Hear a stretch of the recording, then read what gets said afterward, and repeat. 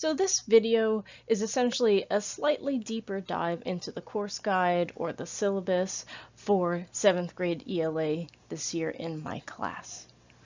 So this is everything that my students in person will hear, but it's also nice to have it on a video, either as a refresher because of all the information that gets thrown at you during the first week, or for all the grown-ups out there who are interested in what is going on in ELA class. So this is essentially the first side of what I call the course guide. It can be found on Schoology in the purple folder that's labeled Start Here, and you'll see it immediately. I'll also give a paper copy to each one of my students in the first week of class. Essentially, this video is going to be talking about all of these things slightly more in depth. One of the most important things that I can tell you is not what you can and cannot do, but also jump into what we're actually learning and how it's connected to each other and why we're actually learning it. And we have 6 really cool units that we're going to be diving into this year that not only are, hey, I'm learning this in 7th grade for ELA, you're going to use this stuff for the rest of your school career and far into your life, regardless of where you end up and what you do. So it's pretty awesome. And then, of course, there's going to be things like grading and late work that I will touch upon just so that we're all on the same page and we can get started successfully. So this video is broken down into 3 main parts. I'm going to start off with class rules and expectations. Then I'm going to tell you what we'll actually be learning and why we're going to learn it. And then I will give you a sneak peek into what a typical class will look like day to day. When it comes to expectations, most things fall under 3 specific pillars that will allow us to learn and grow and have a really amazing class every single day. So my first pillar of expectations is be cool, be respectful. Now, when I say be cool, I don't necessarily mean put on some really cool sunglasses and strut around like you're in a music video. I mean, if you do that, that's okay. But essentially, I just want you to be a nice human being, okay? And ELA is such a cool subject because we can pull things from our own life experience as well as use our imagination to create incredible things. So it is essential that ideas, property, the safety of others, and the feelings of others are always respected so we can tap into these sources of inspiration to the max. To piggyback off of that, we also need to be respectful of the learning of others, right? There's 25, 28 students in a class, and everybody is there to learn. Now, I understand sometimes we have bad days and maybe you're not in it completely, but I ask you to be respectful of others who are wanting to learn or have more of an interest or motivation that day. Okay, so simple things. Wait your turn to talk, actively listen, right? We're here to lift people up and not tear people down. Most importantly, really, you need to be respectful of yourself, right? You are a valuable member of the class. We want you to explore those ideas. We want you to push your brain to the far reaches of ELA and start building these skills.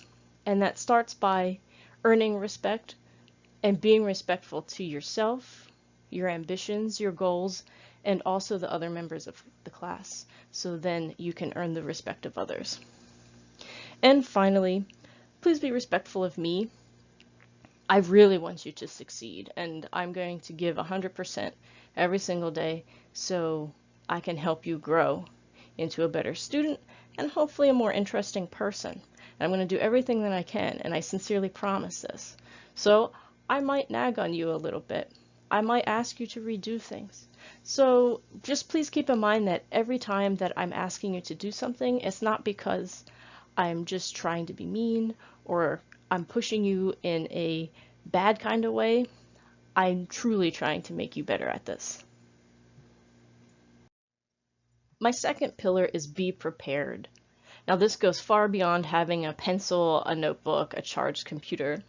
Essentially what I'm asking you is to do your work. Okay, I run a skills-based class, and you can ask any of my former students.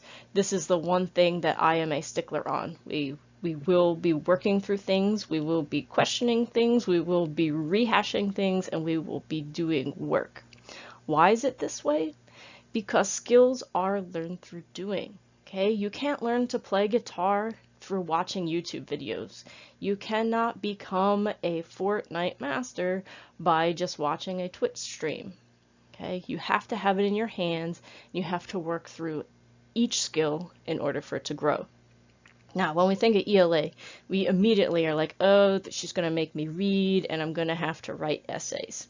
Yes, yes, indeed, that is true. But other skills for ELA are also speaking, listening, and these all fall under the umbrella of thinking, right? We're learning how to communicate. And this is essentially what ELA encompasses. We are learning how to build the different skills to communicate and thinking about communicating effectively. Now, I'm really not that big on homework. So if you are assigned homework, it is for good reason, right? If you do not complete an assignment in class, I might ask you to complete it at home for homework. During reading units, we will have reading benchmarks, and you will be required to be at a certain part of your book. And that means that if you didn't read enough in class, you will have to go home and make that benchmark at home, all right? And for the most part, homework will be graded and needs to be completed on time for full credit. So like I said, I do not assign a lot of homework, but when it does come down, it is super important and it must be done. Okay, so now for the actual supplies part of being prepared. This first point probably should even have its own slide. It's so important. I need you every single day to have a charged computer. We will be using physical resources, but we will be using digital resources a large portion of each class. And if you do not have a computer that's ready to go, you cannot complete the classwork for that day, and it really creates an issue. I also don't have many outlets in my class, and the layout is a little funny. So it would almost be impossible for 1 or 2 students to be charging their computers while we are conducting the lessons. So I ask that you build a habit that every night that you charge your computer. And I understand it gets a little dicey at the end of the day, but maybe during lunch you can figure out a place to plug in your computer or whatever. If you run into problems, you can chat with me and we'll figure it out. But I need you to have a computer ready to go every single day. Now, for some other things, I think it's pretty important if you have some earbuds or headphones. The reason why I say this is if we're on workshop time and you do not have to read or you're not composing sentences in an essay or working with a partner, I have no problem if you want to load up a YouTube music playlist. If listening to music helps you work a little bit better and keeps you focused, I'm actually okay with that. So you might want it for that reason. Some students I have found during reading units enjoy listening to audiobooks while also following along the text in their book.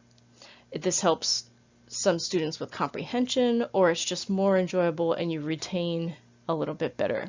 If this is you, I am also pretty okay with that, but you would need some headphones. And finally, if I assign just an individual video for everybody to listen to, it's really easiest if everybody just has some headphones so we're not dealing with 20 different versions of the same video playing at the same time. Then, of course, pens and pencils. I have some supplies in my class, but not enough supplies to facilitate 100 students every single day. So please have some writing utensils. I do require a paper notebook that we will be using to take notes and work through things every single mini lesson. And if I hand out some graphic organizers or checklists, I recommend a small binder that you can use my 3-hole punch and just stick it in there so you have all of your materials ready to go easy to refer to. Or if you are super organized and you like folders, I'm okay with that too. Also, just as a side note, you might want to have your own personal hand sanitizer or tissues. I have hand sanitizer and tissues in my class, but if you like your own stuff, by all means, it might be really good to have them. And the third pillar is give it your best. Now, I promise you, I will bring my best game every single day to make sure that you are well on your way to succeeding and learning at your pace where you are. I also understand that we are all human beings. We're going to have some great days. We're going to have some not so good days. You might be tired. You might be grumpy. I get it. However, I ask that each day when you walk into my class, just give me the best that you have that day, right? Your attitude and your effort, if you can just do the best that you can, we'll work with it. Now remember, we're working on these communication skills. Of course, this is in 7th grade, but you're going to actually use all of this stuff for the rest of your life, no matter where you end up or what you do. Communication is key, right? So every single day, I just ask that you give a good effort, and please know that I am here for you. If you don't understand, if you are struggling, let me know. That is my job, and I am here to help you on this journey, okay? I am also available in the mornings or after schools if you just needed a little tutoring or you didn't quite understand something. We can always set something up. I'm going to do everything in my ability to make sure that you are growing and your learning needs are being met. And I really mean that. That is something that I take immense pride in. So as we get to know each other, please know that I am here for you and I will do everything that I can to allow you to grow at your own pace so you can be successful this year. So if you or your grown-ups need to contact me, here is my Souderton email. Now, please know that there are 2 Mrs. Morrises at Indian Valley. I am a Morris, okay? My first name is Alexis, so you'll see the multiple Morrises. The other Morris is E. Morris, so just remember I'm A. Okay, you can email me anytime here, or you can drop me a Schoology message if that's easier. I get notifications from that. I'm usually in school by 6:45. I'm immediately checking my email. So if you sent me a message overnight, I'll get it in the morning and then we can work things out. I do generally stop checking my work email around 4:45, 5 o'clock in the evening. If you need extra help, clarification, have a question, like I just explained, I am almost always available after school or before school, so we can work something out. We can talk in person, or you can set something up by email, and we can figure out the best route to take for you. Okay, so now it's the cool stuff. What are we actually going to learn this year? So we'll be using a lot of different resources to not only explore big things, but we will also be working on the fundamentals a lot. So we will frequently use IXL to practice grammar and vocabulary, as well as using tools like Newsela or something else to hone our reading skills. I also enjoy doing a bit of journaling where I ask you just to write a quick 5-sentence paragraph exploring an idea. So this will be a keystone to our class. So here are the 6 units of study that we will be jumping into this year. Writing about reading is exactly what it sounds like. We will be reading nonfiction pieces, fiction stories, learning about the different elements found in those bits of reading, taking notes, and turning it into our own writing piece to tell somebody about it. Dystopian book clubs is a student favorite. Think of Hunger Games, The Maze Runner, those types of stories. These are the types of books that we will be reading and analyzing. Now, essential research is one of my most favorite things in the world. So we need to learn how to properly research things in order to present our own pieces of writing. We will be doing that, and then slide right into the art of argument, where you'll be using those research skills in order to form a really solid argument about a prompt that you would take a side on. Characterization is a funny way of saying authors create characters, they are interesting, they are compelling, we love them. How do they do it? How do they develop these types of characters? So that's what we're going to be jumping into by looking at fiction stories and how these master writers really make us love these characters. And finally, we will use all of that knowledge of characterization and writing about reading and research and make our own fiction stories. So you will start writing realistic fiction. Now, if you think what is realistic fiction, think of books by like John Green or Kwame Alexander. That's realistic fiction. So that's what we'll be doing in that unit. All right, so let's talk about grading real fast. Every single teacher at Indian Valley uses a point-for-point system. So there's no weighted projects or finals or things like that. It's just there are X amount of points available and you have earned Y of those points. The way I'm going to grade you is essentially we're going to have these everyday assessments, which is basically classwork. So I'll have notebook checks or a conference with you, and there will typically be one of these once a week, or I'll check in with you, see how you're doing.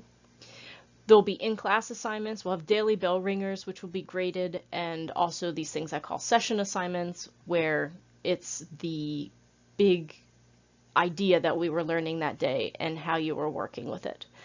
And then if you are assigned homework, it's important to know that homework is no more than 10% of your total grade.